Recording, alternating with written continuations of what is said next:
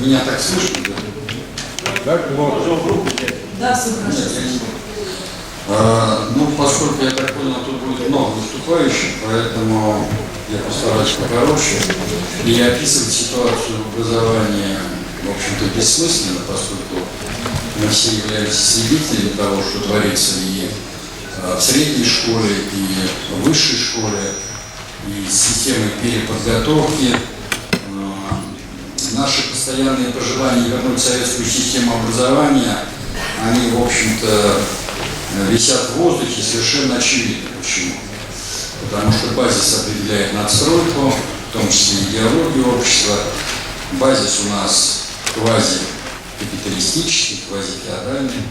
В этой системе общественных отношений надеяться на то, что власть придержащая вернут советскую систему образования, это абсурд.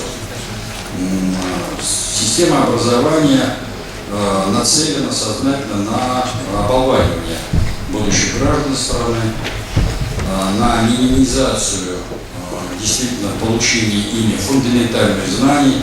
Я вот это хочу особо подчеркнуть. Фундаментальных знаний. На формирование научной картины мира. Опять хочу подчеркнуть именно это. Научной картины мира. Поэтому учебники представляют собой гремучую смесь разного рода фэнтези, манипуляций, фальсификаций и просто фактических ошибок.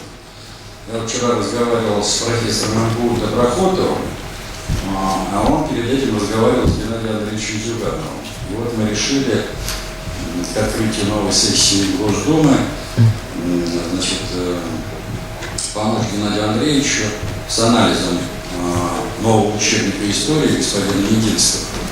Я специально займусь этой работой, потрачу несколько дней, внимательно прочитаю этот учебник, даже не с позиции идеологии, понятно, что там идеология антисоветская, а с позиции фактуры.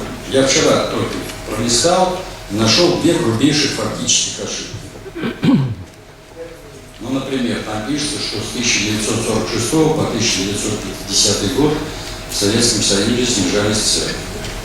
Вообще-то снижение цен началось после денежной реформы декабря 1947 года, с весны, с марта 1948 года. И последнее снижение цен было в 1953 году. Слушайте, вы вообще давали этот учебник на лицензию профессионалов? То есть реально снижение цен было с 1948 по 1953 год включительно. Вы пишете в учебнике, что снижение цен проходило с 1946 по 50. У меня вопрос, вы идиоты?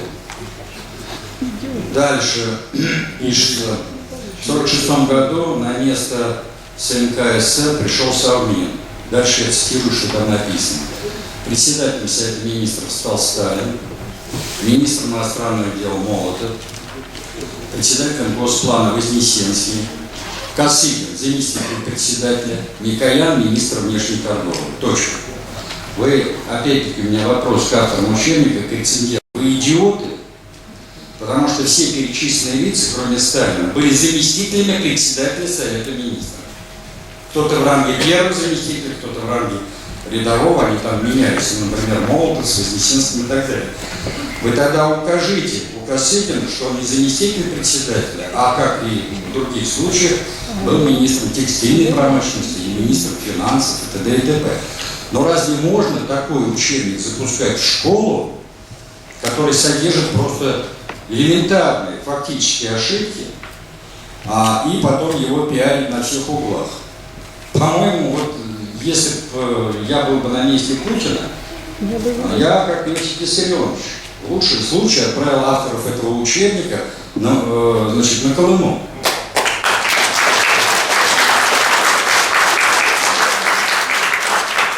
Причем это находится среди моих коллег, историков, учителей. Я прошу прощения, это выражение «хлопакили», оно мне очень нравится. Пасмурные гниды, которые говорят о том, что, дескать, Спицын возбудился, поднял какую-то истерику и т.д. и т.п.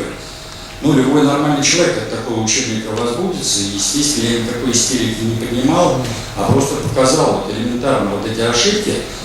И они говорят о том, что замечательный учебник, ну и так далее, и так далее. Тогда у меня сразу возникает вопрос, а вот у этих паспортных, у них какая фундаментальная подготовка, если они вот элементарно даже не обратили внимания вот на те две ошибки, которые я вам привел, понимаете?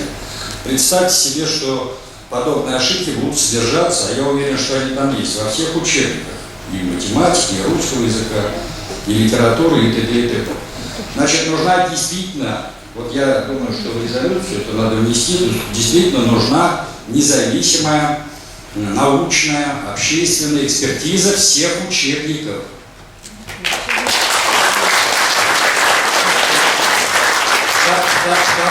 Второе. Еще важное положение.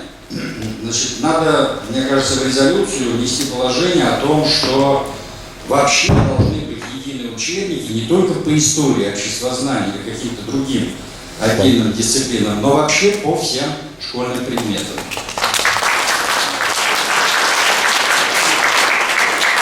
Еще важное положение, которое, мне кажется, надо внести в резолюцию. Дело в том, что мы танцуем не от печки, а бог знает от чего. Мы начинаем проблему с учебников, а на самом деле проблема-то в другом.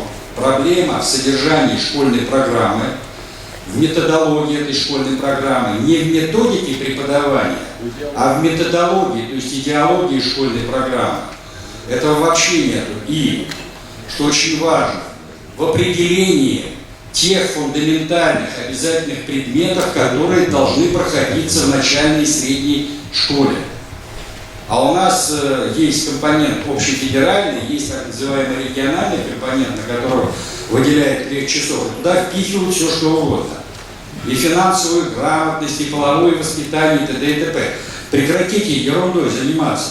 В советской школе было 9 базовых предметов.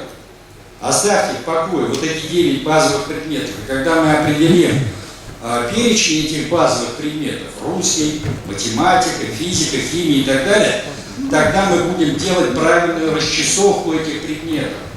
Потому что в советской школе на преподавание истории отводилось как минимум 4, а то и 5 часов. А сейчас 2-3 часа. Вот о чем речь идет. Если мы увеличиваем резко в 2 раза количество часов по истории, значит и учебник будет по своему содержанию и наполнению совсем иной. А не тот, который сейчас нам предложили в качестве единого учебника. Потому что за 2 часа истории в школе, неделю я имею в виду, истории невозможно изучить. Еще одно важное положение. Вот они сейчас в последние параграфы вставили значит, события СВО. Но дело в том, что при нынешней системе сдачи ЕГЭ, мы это хорошо знаем, в апреле-мае месяце дети в старшей школе программу школьную не проходят. Значит, все это останется за бортом. То есть в отчетах будет написано одно, а по факту будет другое. Журналы заполнят так, как надо. А по факту сами же учителя будут нацелены на то, чтобы натаскивать значит, своих учеников на сдачу ЕГЭ. Потому что от результатов сдачи ЕГЭ зависит прежде всего благосостояние самого учителя и его положение в школьной иерархии. Потому что если ты плохо сдашь, вернее, твои ученики плохо сдадут ЕГЭ, то понятно, что ты получишь пистон по полной программе от администрации школы. Понимаете? Евгений Юрьевич, регламент. И последнее. Значит, тут я понимаю, что мы тут собрались накануне выборов мэра Москвы, и я уважаемому Леониду желаю всяческих успехов. И ну, мы реалисты, большевики, мы же реалисты, понятно, что он не победит, но важно донести. Слушайте, не надо строить. Давайте пари забьем. Давай. Давайте дождемся Кисялова. Подождите, верить это, знаете, цель. Судить по Зеленограду не победить. Давайте так, не будем. Я прошу митинг не устраивать. Не будем меня перебивать. Спасибо. Но здесь важно, понимаете, дело в том, что надо использовать любую площадку, и об этом говорил Ленин. Ленин же был не дурак, он понимал, что через Государственную Думу, Царскую Государственную Думу, большевики к власти не придут.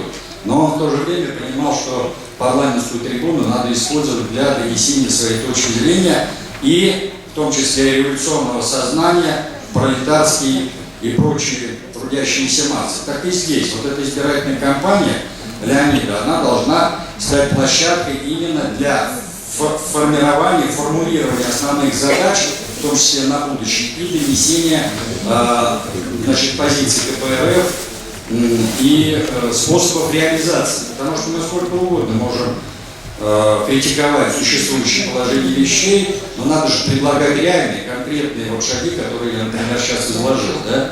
То есть, ну, например, если КПРФ берет как основной лозунг программы формирование перечня действительно фундаментальных предметов в школе, изменение количества часов, ну и так далее, и так далее. Вот это реальное предложение КПРФ и ее лидеров в сфере образования.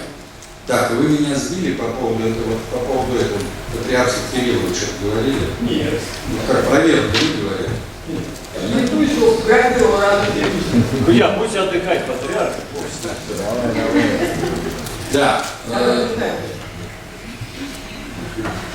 Говорили террористы, что он не победит, а там начали говорить, что победит. Перешли наверх. Не сбивать Евгения Юрьевича. Давайте мы избежим с места слов и дадим закончить. Ну, в общем, давайте я на этом закончу, потому что у меня была какая-то мысль, а вы меня, к сожалению,